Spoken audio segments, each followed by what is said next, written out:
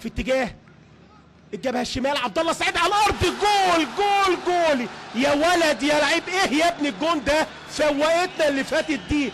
حلوه حلوه من عبد الله السعيد. هي لما بتفتح ندعت الاول بضربه جزاء وبعدين مطرت بجون عبد الله السعيد. الدقيقه 67 ثنائيه اهلاويه في مرمى بتروجيت. التاريخ بيقول لك كده، 11 انتصار للاهلي، 4 تعادلات خلال تاريخهم، والنهارده 2-0. الراجل بقى بص دلوقتي فتح صدره شويه ورفع دماغه واتكيف بقى من الفرقه. الشوط الاولاني تحس انه ما كانش راضي عن الاداء، انما بص من الاول. يا سلام يا صبري يا رحيل، حلوه حلوه حلوه. خلصت لعبد الله السعيد وعلى الارض فين؟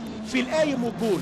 ترقيصه صبري الرحيل ديت هي اللي عملت الشغل كله من ورا عمرو حسن وعبد الله السعيد، والكوره جايه له، عارف هيتصرف ازاي وهيخلص ازاي. الاهلي يخرج من التعادلات بثنائيه لعبد الله السعيد، ركله جزاء في الدقيقه 62 وهدف في الدقيقه 66.